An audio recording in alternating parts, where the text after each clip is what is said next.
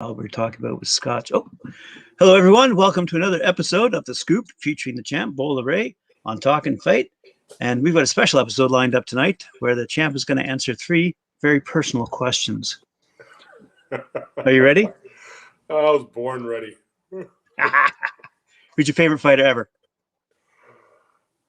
Actually, now, very good question because for the longest time it was very easy. It was just Roy Jones Jr., young Roy Jones Jr. And but now it's a toss-up between him and Lomachenko. Who's the best heavyweight right now in the world? Me. What was the best fight you ever saw in your life, ever? Your best fight ever that you saw? In person or? Like either in person or on TV, big screen, whatever, ever. Um, the one that you just, wow, it's the best fight ever. One of the most entertaining nail-biting fights I ever saw was a Canadian domestic fight between, well, two foes of mine, Eric Martel versus Dylan Carmen, where they knocked each other down 8 times collectively over the course of that fight. It has to be the most entertaining heavyweight fight in Canadian history. It was just, Martel got dropped five times. He dropped Dylan 3 times. And yeah, it was right to the end. You didn't know who was gonna live. Like, genuinely. Now that was arguably the best fight I've ever seen in person. Best fight I've ever seen on television. Oh God, there's so many classic fights that I like. I really enjoyed the fight. Okay, well, there's one fight, Vladimir Klitschko versus Ray Austin. I use this as a tool to teach my students exactly how important the left hand is. In this fight, I think it was a world title fight. Vladimir Klitschko didn't throw a right hand, not one right hand, and knocked him out in the second round. He used his jab, he used his footwork, and he used distance, and he just busted him up with just one hand. And I thought that was an incredible feat, especially at that level. It'd be one thing if he was beating up some school kid, but this guy is like world ranked, like, yeah, and he was that much more dominant than him. Another fight that I thought was incredibly entertaining to watch was the fight between Lennox Lewis and Shannon Briggs. I gained a great deal of respect for Lennox during this fight, for reasons that he doesn't even understand, or no, well, not doesn't understand, but doesn't really know. Lennox, I predicted that Lennox was going to take Shannon in 3 rounds, and as far as I'm concerned, I was right. Even though the fight went 5 rounds, the first 2 rounds, Lennox didn't show up, and he actually got rocked twice.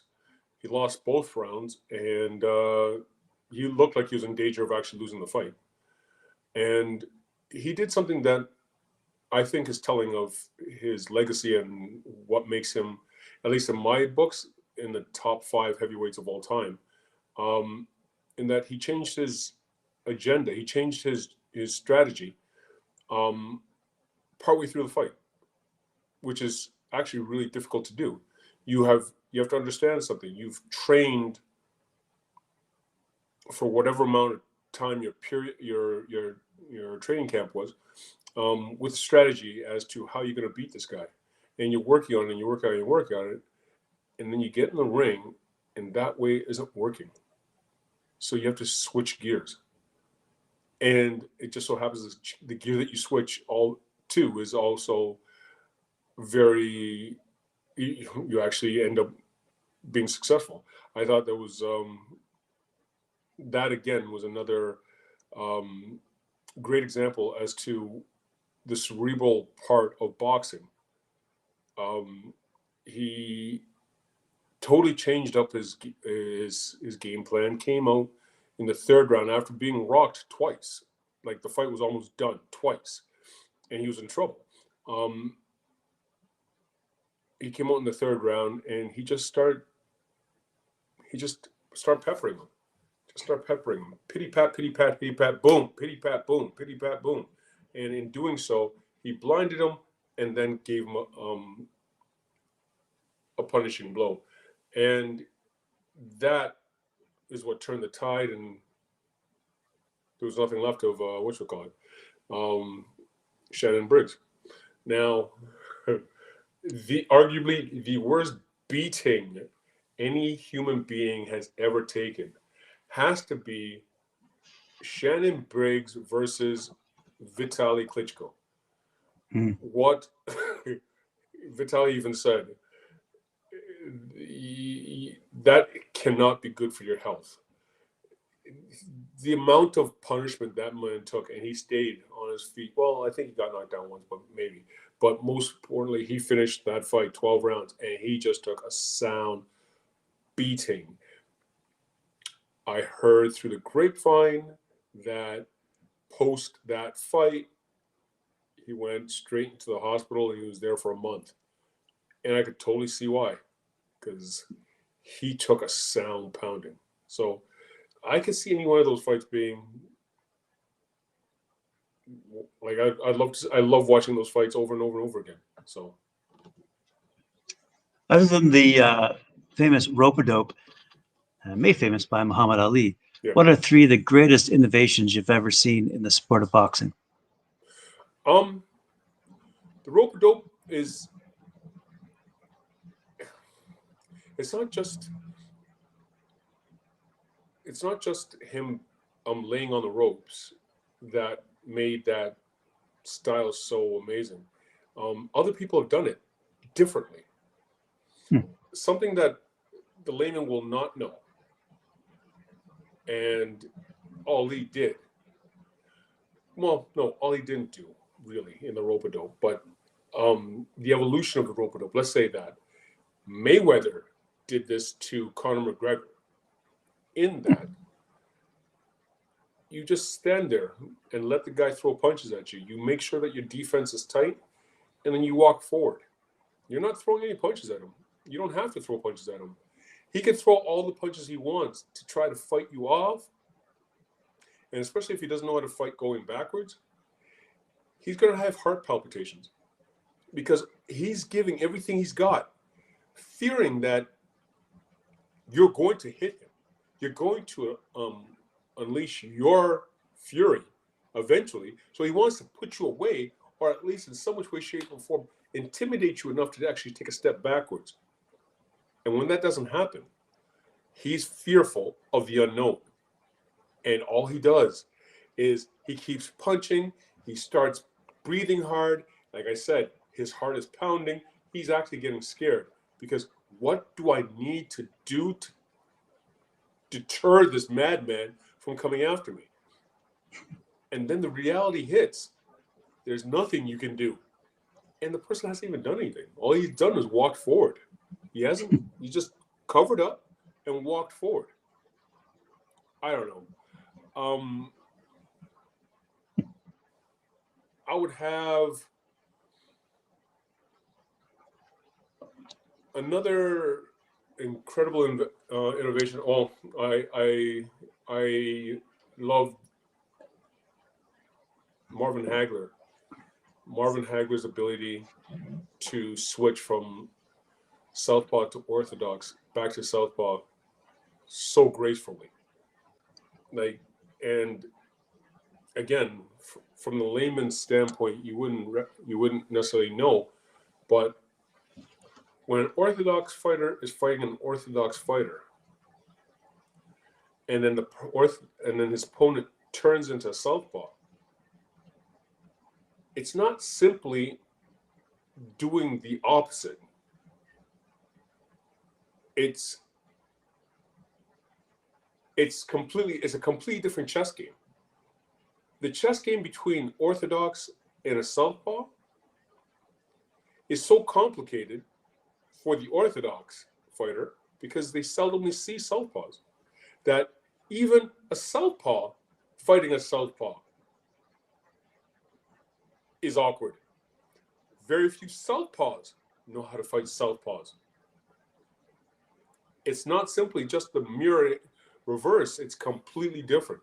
And the ability to be able to do that at like on a dime, just partway through the fight, is rather sensational. I'm just learning to do that now myself. To add that to my repertoire. So that's two. What's the third? What's a third? Lennox Lewis had an innovation. What would that be? I can't remember because you told me it when I very first met you.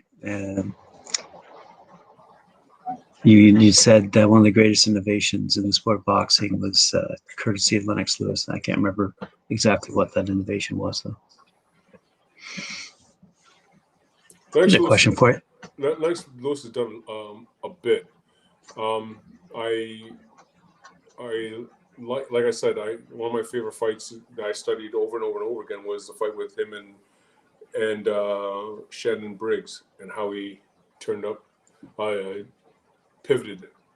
He also, in his fight with Razor Ruddock, he also showed me something that I just learned. Well, not just, I just started implementing, is understanding what reach genuinely is, and how if you're longer, you're just longer.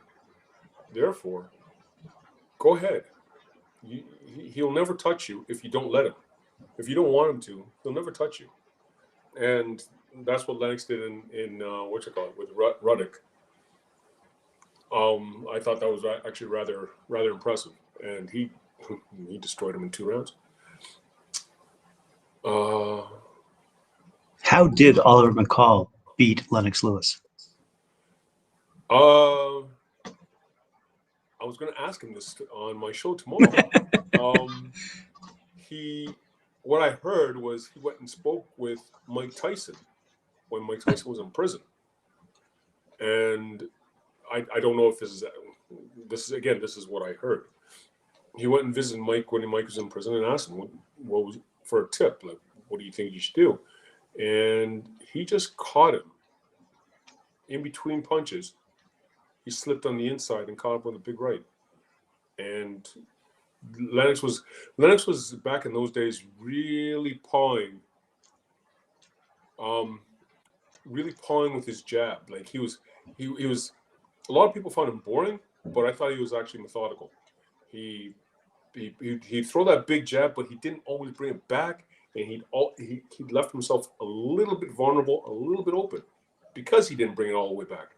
And in doing so, he got caught with the cross. But that's right. Looks like we have Chris Baxter chiming in here saying Lewis didn't take him seriously. Is that true? I don't know. I couldn't say. He was on top as the world champion. Was Buster Douglas taken seriously? Not by Mike, no. No, not by Mike. Mike and there's so many things that Mike came out with afterwards, saying how he was sick, he had the flu or something like that. Like, okay. Even that fight's controversial because Mike knocked down Buster, I think 2 rounds before, or the round before he got stopped, and in knocking him down, it was actually a long count. And is there argument that the fight should have been overturned and given to him? I don't know. So I can't remember if you had one more innovation up your sleeve or not. No. No. I like so you do. Do you have Oliver Mccall coming up? Is he going to come on tomorrow night? He's coming on tomorrow night. Cool. Yeah. That's gonna be a great conversation too. You had a great conversation last night. That one surprised me. I came out of the blue. Adam Trubish is like he genuinely should be seen as a Canadian icon. He was incredibly dominant as an amateur. Like I said, 9-time Canadian champion. But he was like you had to see him. When he had this awkward uppercut that he loved to throw. It came from nowhere, but it go through the gym. So yeah, he was an impressive fighter for such a twig of a guy. He could crack. He could really swing. The boys in Windsor, I found to have an incredible advantage because they were right across the river from Detroit, and they got the opportunity to, if not spar like ridiculously, they got to fight all the time. They had fights all the time. As an amateur, I found it very difficult to find fights. Actually, as a pro, the same way. But even more so as an amateur, I can easily say that I would have had probably twice as many fights if all my opponents showed up.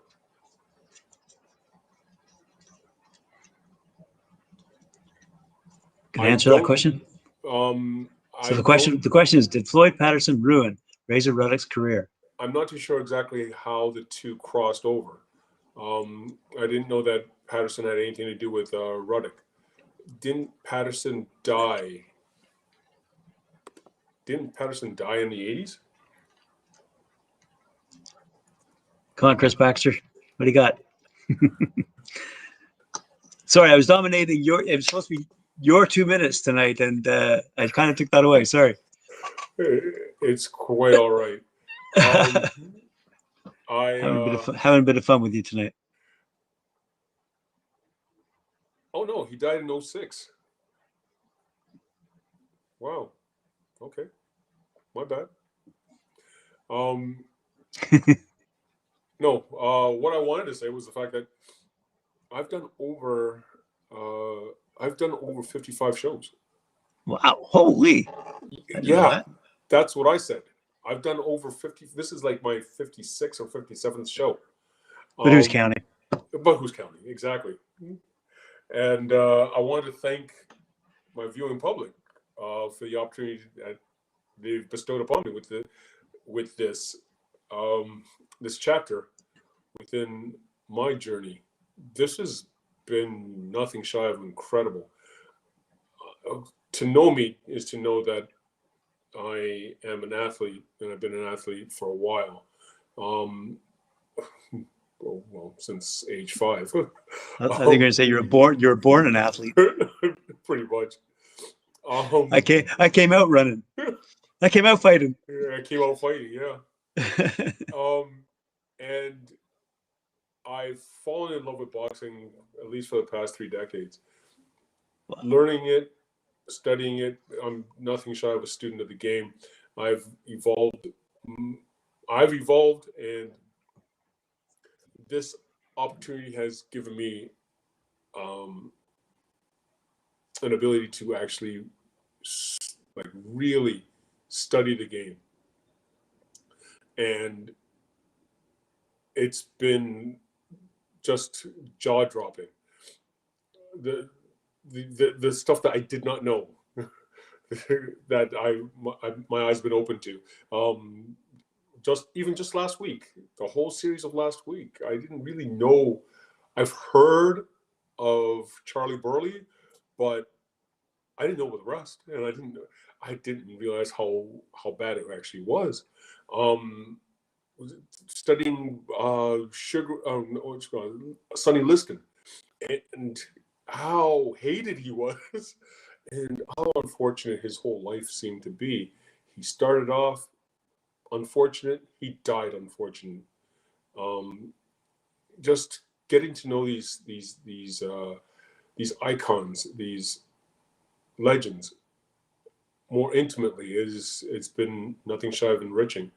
for me. And this opportunity to do so is made possible because of this platform and the scoop, you know. So once again, I wanted to thank the viewing public for this opportunity. And, you know, I'm not going anywhere.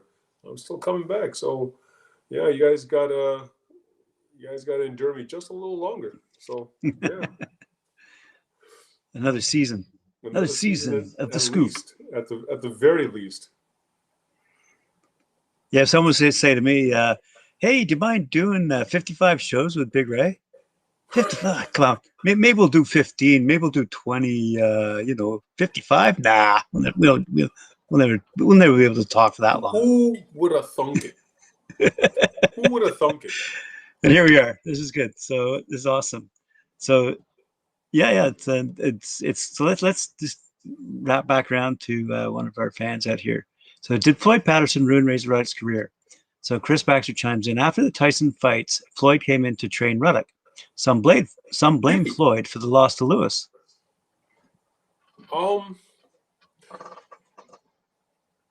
It's 200. For me, I've studied Ruddock because I was going to fight him, and I fought him. I studied him and watched some of his fights, even though the man that I fought was not the same guy that Lennox fought. Thank God. I was not. Even though I beat the Ruddock that I fought, and it was nothing shy of just a scandalous mistake. Other than that gave him the W. That mean, he was not the same Ruddock that I studied. He was a shell of the man. He had an awkward uppercut, but a powerful one back in the day. And if you walked into that, God help you. Bottom line, God help you. So, but Lennox fought him beautifully, and I don't see it changing. I don't know what game plan. Like, I didn't see anything in his prior fights that would have alluded to him being able to beat Lennox. He beat Lennox. Apparently, he beat Lennox in the amateurs. He may have been one of the last Canadians to beat Lennox. Don't quote me on that one. But he did beat Lennox in the amateurs. And just because you did it in the amateurs doesn't mean that it's going to happen again in the pros. Lennox fought a very smart fight in that fight. Yeah, you can. Chris Baxter says you can't make a slugger into a boxer. Very much so you can. And you had some big guys, big punchers. Like, if you look at George Foreman, the young George Foreman, he was nothing but power. He couldn't spell box. Something that a lot of people didn't realize about George was that as an amateur, he was an absolute wrecking machine. But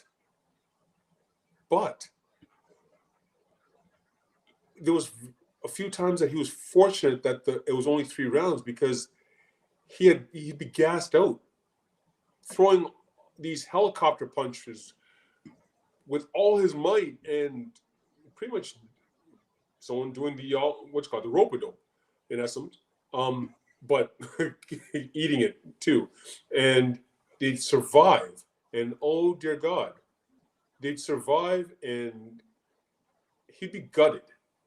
He'd be absolutely gutted. He didn't understand how to pace himself, how to throw off speed shots, how to just use the jab. Use the jab to buy yourself time, set up punches, clear out paths. Simple. Well, I shouldn't say simple things, but it's what boxers do. Floyd tried to make too drastic. Quite possibly, but I still don't know what the strategy was. I didn't see, in watching the fight again, Lennox fought that brilliantly.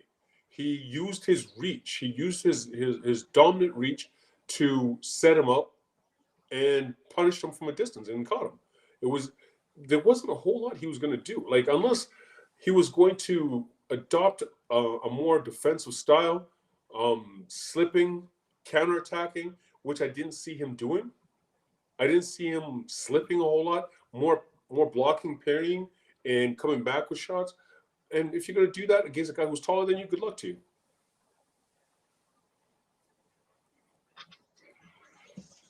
So are these younger heavyweights today fighting mainly over there in Britain? Are they fighting a different style these days? Different style. You have guys like the big question was Joy Joyce versus Daniel Dubois. Dubois, yeah. And I was just like, I don't see them going anywhere against, especially against Fury. Fury, I'll box both of them in the same night. Fury's and I'm not a big Fury fan. He's gaining a whole lot of success, but currently, which is astonishing to me, how he didn't beat Vladimir. Vladimir lost that fight because Vladimir's a brilliant fighter, and he came in there and lost the way Ali versus Liston. What does Ali do? Gets into Liston's head, trash talking him, whatever the case may be. Liston wants to kill him, and when you fight angry, you fight tense, and when you fight tense, you're a victim. You're just gonna get punched out, peppered like crazy, and that's exactly what happened with him. Goes up against George Foreman. Exact same strategy. Try calling him all sorts of names. And what does George do? He wants to break him in half. All this power, wants to do all, and he just tired himself out. So then what does Tyson Fury do to Vladimir Klitschko? He starts talking a whole lot of smack. Now, granted, Vladimir did say, everybody talks smack. And then I beat them up, and then they're good friends. But he wasn't bought off. The question was whether or not Sonny Liston was bought off. I do not believe that he was bought off in any which way, shape, or form. Even in the second fight. I think he got caught with a legitimate shot, and he wouldn't have taken a dive. But I didn't know the man. I know people who knew the man, and they're of the same opinion. Is Tyson Fury going to beat Joshua? No, no. I don't see it. I think Tyson Fury, as far as I was concerned, Tyson Fury beat Deontay Wilder twice. He won that first fight. That was just an utter robbery. But then over and above that, he recognized, or they saw something, and that is what I've been saying since Jump Street. Deontay Wilder was nothing short of a victim waiting to happen. I don't understand how a man who is 6'7", my height, who is 212 pounds, and nobody mauled him. I don't understand this. Not one person said, maul him. I kept saying, if I had the opportunity, I'd grab him, I'd throw him into the corner, and I would rip his body apart. He can't sustain anything.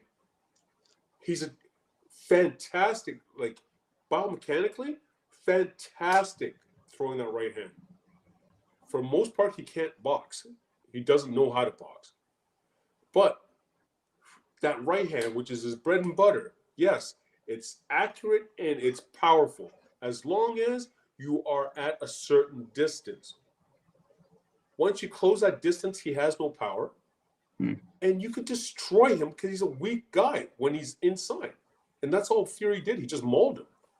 Now, if he thinks that Anthony Joshua was anywhere remotely close to having that low a boxing IQ, he's in a lot of trouble because he just doesn't. I see Anthony stopping him. I see Anthony genuinely stopping him. Who's the Russian guy?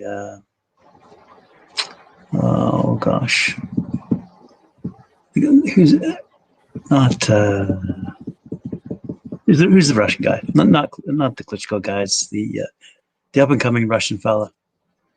Who's up and coming Russian guy? Come on, Chris, you can help us out on this one. Hang on. No, not better be off either. Povetkin? Oh gosh, no. What's that guy's name? Hang on. Usyk. Ukrainian. Is you? Sorry, Ukrainian. Yep. Yes. What do you call you? What do you call Ukrainians? Russians. Yeah, I get it. Yeah. Sorry, but Usyk. So Usyk. apparently, I'd like to see Usyk have a chance. I'm pretty. Yeah. I don't think he'll do well. Really? No. He's a sensational boxer, but the reality is he's too small. He's not a ferocious puncher. He's a good boxer, and he's going to go up and against these guys who are just a bit too big for him. He will not outbox Fury. He won't. Actually, I shouldn't say that. Fury will be able to use his power, use his weight, use his size to smother him and make it a very long night. I don't see him beating Fury, and then Joshua's just way too strong. It's gonna be a good year. I'm really looking forward to seeing who reigns supreme. There's some interesting fights. I was really, really, really disappointed to see what happened in the last Povetkin Dylan White fight with Povetkin getting destroyed. I only saw the highlights, but wow. I went to camp with Povetkin years back, and Povetkin is a special guy to me because my story is that I was supposed to go to the 2004 Olympics.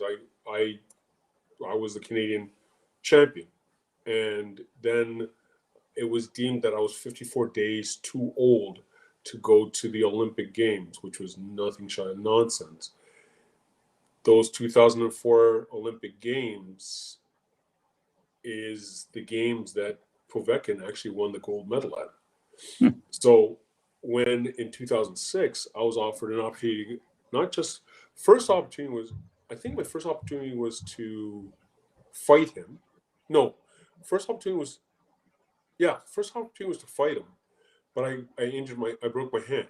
So that went to the wayside. But my coach at the time said, yeah, you go off and fight him. You will get, you beat him. This is your gold medal. This is your Olympic gold medal. And am I ever so glad that I didn't get to fight him? Because when I went to camp with him, he showed me exactly how many levels behind him I actually was. Could I beat him? I think so. I think I have it. I understand how to fight him. But at the time, wow, he was nothing shy of tenacious. He had nothing shy of boxing IQ that I just hadn't seen yet. He was like a Tasmanian devil. He threw like 1 6-punch combination after another until you submit. And then I didn't have the footwork that I have today, so it was more of a question of what I was just saying about if you don't understand how to fight somebody, if everything you throw is not intimidating or getting a person to take a step backwards, all of a sudden you're going to have heart palpitations and start holding your breath and get tired without the person even doing anything. To a certain degree, he did that, and then he punished me. So I thought that he was incredibly clever.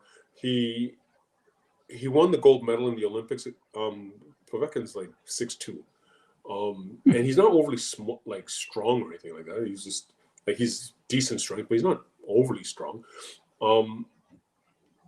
But at 6'2", he beat for the gold medal a guy who's 6'8", and he has smashed quite a few 6'8" guys. Like, he's just a giant killer. In any other era, I think he would have reigned supreme. It's just that he came along when guys are really tall right now. And yet what's his face? Dylan White's only 2 inches taller than him, and he stopped him. But Dylan White's a freak. Well, I think these modern heavyweight guys, the way they're chirping each other, have actually got a lot of interest now from the public. Re-interest. They've stimulated a lot of new interest in the heavyweight category once again. Finally, they have, but you have, like, I look at the greats before. You had the Louisville Lip, also known as Muhammad Ali. He just talked. Yep. He didn't stop talking, you know. Yep. But then he also backed it up by beating the crap out of you. Yep. Then you go further on, and well, now modern day Tyson Fury, he's just talking and he doesn't stop. And I was like, man, please shut up. But you had David Hay. David Hay, how did he get an opportunity to fight for a heavyweight title so quickly? He was a cruiserweight god. He was champion for, I think, 4 years. Had 1 loss. But then, what did he do? He just started harassing the Klitschko's. And then the world wanted to see him die. So they allowed him to get a fight against the Klitschko's. And I'm like, okay. And it worked for him to get the title shot, but he couldn't actually win the fight. Now, you go up and you see guys like Tyson Fury, he does the same thing, but then he ends up winning the fight. It makes for interesting times. It's when you have brash, big mouth people like this, that society wants to see them get punished for opening their mouths, that people say, yeah, it's an interesting time. There's some great talents right now, especially coming up. It's going to be impressive to see. 2021, 2022. Yeah, it's going to be impressive to see some of the contests that are going to unfold. I concur. Yeah. And it's good to see the management teams becoming, shall we say, much more professional these days than the days gone by. I mean, if you ask me, Eddie Hearn is himself a showman, and is yet doing a great job in answering questions properly when asked by the media. He's not, he doesn't seem to carry the ego that, say, the Don Kings that Bob Arams used to have. He seems to be, although showman, a professional at the same time. And I like Eddie Hearn.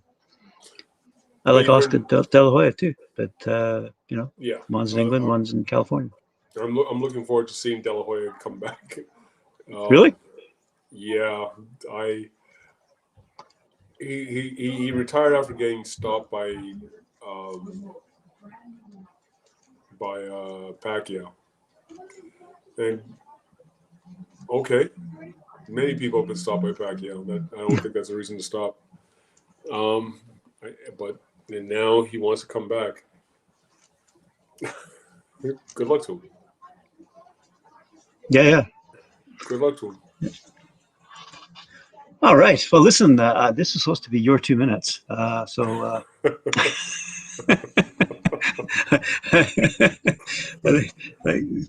probably one of our longer episodes. Yeah. So I don't know. Any more questions, Chris, out there in Chris Baxter land? He likes Mayweather. Why? Yeah, which Mayweather? Yeah, exactly. Good question. Seriously. I like Mayweather. I like Mayweather, but I don't think he should have been. Was it 50-0? Like, I remember watching one of your episodes where there was 3 instances where he should have lost. Yeah. Precisely. He lost. He should have lost that fight to Zab Judah. He should have been disqualified. Yeah. Yeah. They even say that his Yipper. fight with De La Hoya was questionable. It was a questionable win. I don't know. There's a lot of guys out there who say Floyd Mayweather, greatest pound for pound. I don't think so. No, I don't think so either. Not at all.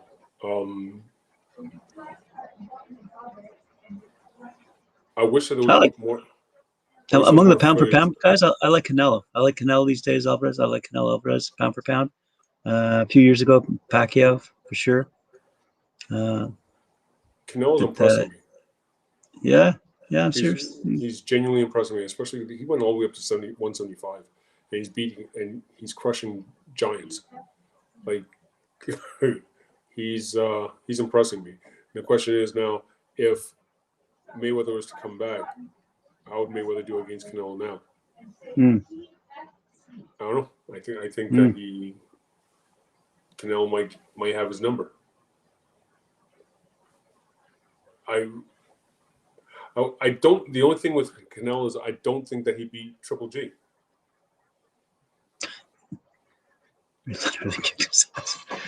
And that's the scoop. Ray Leonard would have kicked his ass, and that's the scoop. I like that. It was closing. Kicked his ass. Okay, all right. All righty, there you go. Another episode of The Scoop. And that's The Scoop. So once again, thank you, viewing public, for the opportunity to actually do what I enjoy. And please hit the like button and subscribe. And hit the notification bell, because, again, good things happen. That's The Scoop. And tell your friends. Thanks very much, Ray. And we'll see you tomorrow night. Cheers.